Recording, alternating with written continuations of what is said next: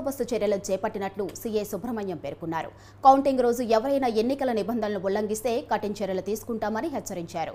గెలిచిన తరువాత ఎలాంటి ర్యాలీలు చేయరాదని, ర్యాలీలకు పర్మిషన్ లేదని చెప్పారు. ఓడిపోయిన అభ్యర్థులు స్పోర్టివ్గా తీసుకుని ప్రశాంత వాతావరణంలో ఉండాలని ఆయన సూచించారు.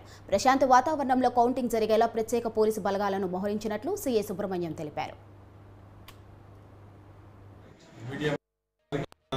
ముందుగా ధన్యవాదాలండి.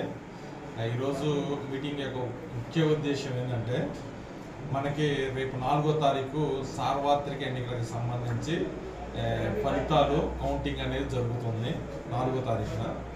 దానికి సంబంధించి మేము మన రాపూరు సర్కిల్కి సంబంధించి రాపూరు మండలం, కలువాయి, సైదాపురం 3 మండలాల్లో ఉన్నటువంటి ఇరు పార్టీల కౌంటింగ్ ఏజెంట్లు, అట్లానే ఇరు పార్టీలకు సంబంధించినటువంటి సోషల్ మీడియా వర్కర్స్ ఎవరైతే ఉన్నారో వీళ్ళందరినీ కూడా కూర్చోబెట్టి ఒక మీటింగ్ కండక్ట్ చేయడం అనేది జరిగింది.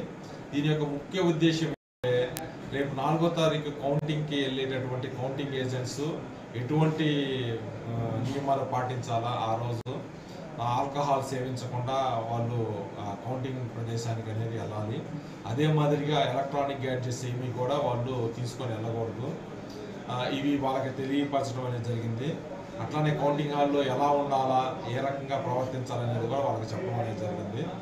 At the same time social media workers ఎవరైతే ఉన్నారో వీళ్ళందరూ కూడా వాళ్ళకు కూడా చెప్పడం ఏంటంటే, ఆ రోజున ఎటువంటి గ్రూపుల్లో, సోషల్ మీడియా గ్రూపుల్లో, ఎవరి పార్టీ వాళ్ళ గ్రూపుల్లో ప్రొవోకేటివ్ స్పీచెస్ అనేది ఎట్టి పరిస్థితుల్లో కూడా ఉండకూడదు. అంటే ప్రజల్ని రెచ్చగొట్టే విధంగా మీ యొక్క భావాలనే సోషల్ మీడియాలో పోస్ట్ చేయకూడదు. అలాగ పోస్ట్ చేసినట్లయితే వాళ్ళ మీద కూడా చట్టపరమైనటువంటి చర్యలు తీసుకోవడం జరుగుతుంది. కేసుల కంటే కూడా వాళ్ళని కోర్టుకు పెడతాం అనేది జరుగుతుంది. కాబట్టి ఎవరు కూడా మా యొక్క విజ్ఞప్తి ఏంటంటే, సోషల్ మీడియా పర్సన్స్ ఎవరు కూడా గ్రూపుల్లో రెచ్చగొట్టే విధంగా పోస్టులు పెట్టకూడదు. ఇన్ కేసు ఎవరన్నా పెట్టినట్టయితే ఇమ్మీడియట్గా వాటిని డిలీట్ చేసేసి వాళ్ళకు కూడా ఫోన్ చేసి తెలియపరచండి, ఈ రకంగా పెట్టకూడదని. మీ వల్ల మా మాట కూడా వింటలేదంటే మా దృష్టికి